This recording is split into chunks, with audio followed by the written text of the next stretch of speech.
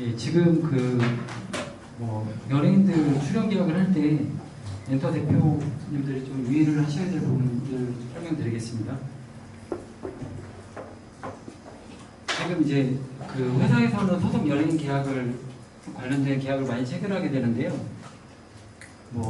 대중문화예술 산업발전법에도 규정이 되어 있고 표준계약서에도 정해져 있는데 그 연예인들한테 사전에 설명을 잘 해야 됩니다. 그래서 사전에 미리 연예인에게 사전에 출연 계약의 내용을 미리 설명해야 되고, 만약에 연예인이 이제 명시적으로 거부하는 의사를 표시하는 경우에는 계약을 체결하지 말아야 됩니다.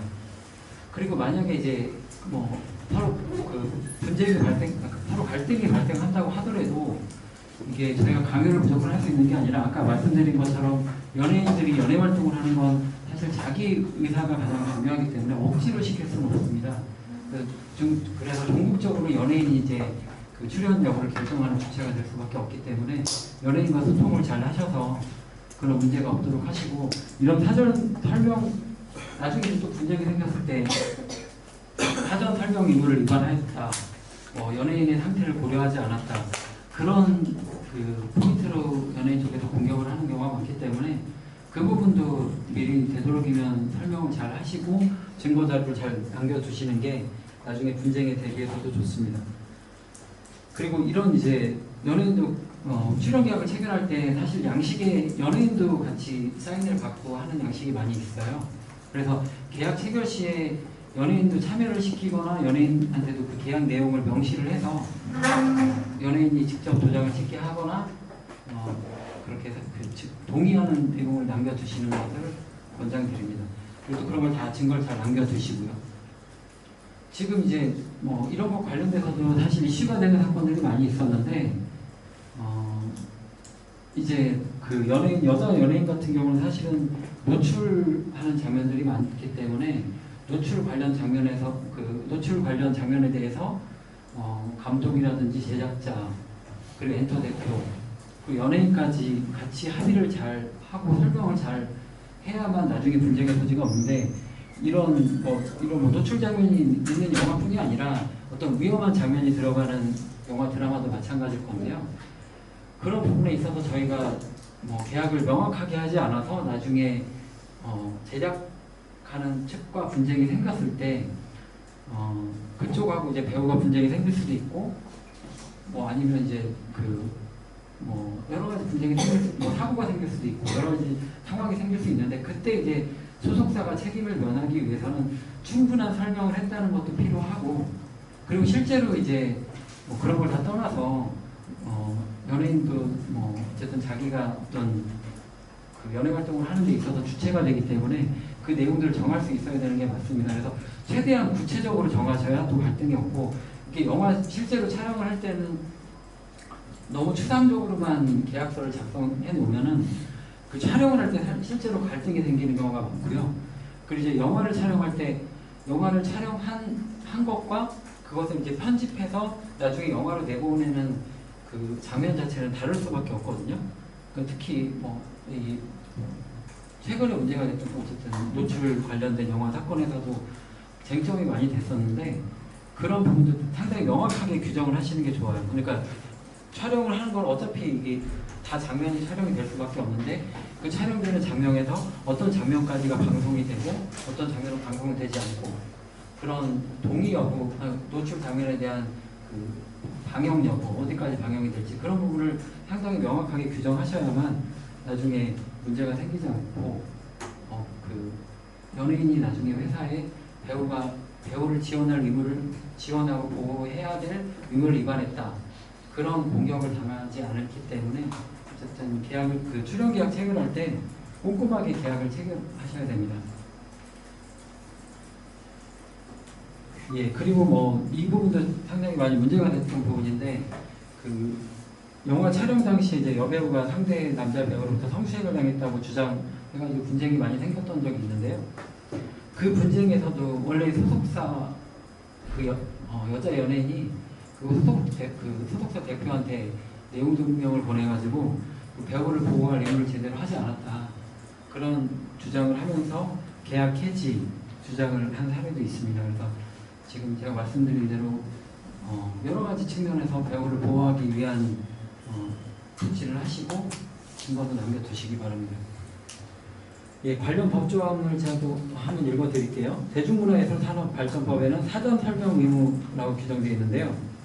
대중문화예술기획업자는 소속 대중문화예술인을 대리하여 대중문화예술 용역 제공 계약을 체결할 때에는 해당 대중문화예술인에게 계약의 내용을 미리 설명하여야 한다. 대중문화예술기획업자는 제1항의 경우 해당 대중문화예술인의 명시적인 의사표시에 반하는 계약을 체결해서는 안 된다. 라는 조항이 있습니다. 예. 그리고 다음 파트는 엔터테인먼트 업계에서 발생하는 형사범죄에 대해서 설명드리겠습니다. 아주 특별한 특수성이 있는 건 아닌데 이쪽 업계에서 많이 논의되는 사건들이 있어요. 그래서 간단히 설명을 드리겠습니다.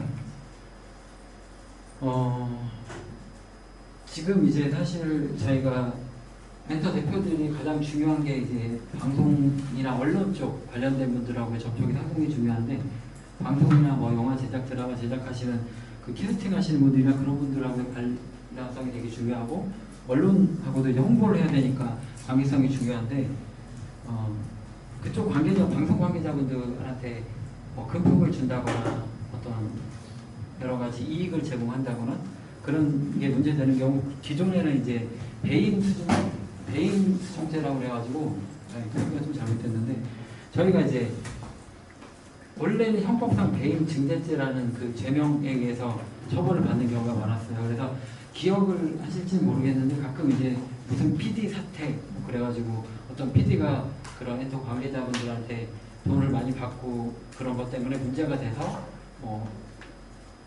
도피를 하시기도 하고 처벌도 많이 받고 그런 사례가 많이 있었고요. 그래서 그때는 이제 저희가 소위 말하는 김영란법이라는 법이 없어서 이 배임증대죄라는 걸로 처벌을 받았었어요. 그래서 그때 이제 그런 문제들, 이걸로 처벌을 받는 게 있었는데, 최근에는 김영란법이라고 많이 들어보셨죠? 방송도 많이 되고 했었던 부분들인데, 지금 이제 그 김영란법, 그러니까 공식적인 명칭은 부정청탁 및 금품 등 수수의 금지에 관한 법률이라는 이제 법률이 생겨서 이 조항이 적용되는 사례가 많아졌는데, 그래서 이제 이 법이 생긴 이후에는 기존의 뭐 방송국 PD나 작가들하고 자유롭게 접촉을 상당히 많이 했었다가, 이 법이 제정된 이후에 PD나 작가들도 문제가 될까봐 멘터 대표들, 매니저들하고의 만남을 꺼려하고 개인적인 만남은 안 하고 그냥 이제 방송국에서 공식적인 절차에 의해서 만나는 거 말고는 만남을 가급적 자제하는 경우가 많았었고요.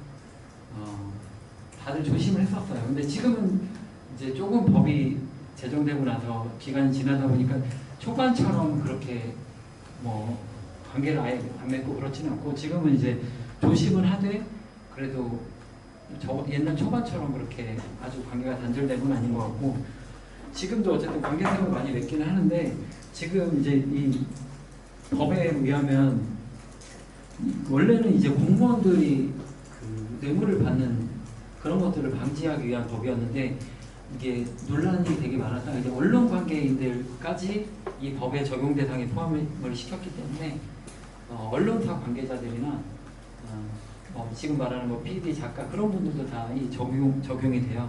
그렇기 때문에 혹시라도 나중에 이제 매니저나 엔터 대표로 일을 하실 때 이런 그분들하고의 접촉이나 그런 거 부득이 하겠죠. 근데 그래도 이런 처벌받을 수 있는 범죄들이 있고, 이게 자연스러운 만남이긴 해도 이게 사람들이 관계가 많이 얽히다 보면 이 사람을 질투 시기하는 사람들도 생길 것이고, 저희들도 적이 생길 수도 있고, 그러면 그런 사람들이 가끔 고소 고발하는 경우가 있거든요. 그래서 그런 거 주의하셔서 형사적으로 문제가 되지 않도록 회사 운영하시기 바랍니다. 그리고 이 부분도 아까 말씀드린 것처럼 양벌 규정이라고 그래갖고, 직원들이 이런 문제를 일으킨 경우에는 직원만 처벌받는 게 아니라 회사도 처벌을 받아요. 그래서 양벌 규정이 적용되기 때문에 이것도 참고로 알고 계시면 될 것 같습니다. 그리고 이제 성범죄가 많이 사실은 문제되는 경우가 많죠.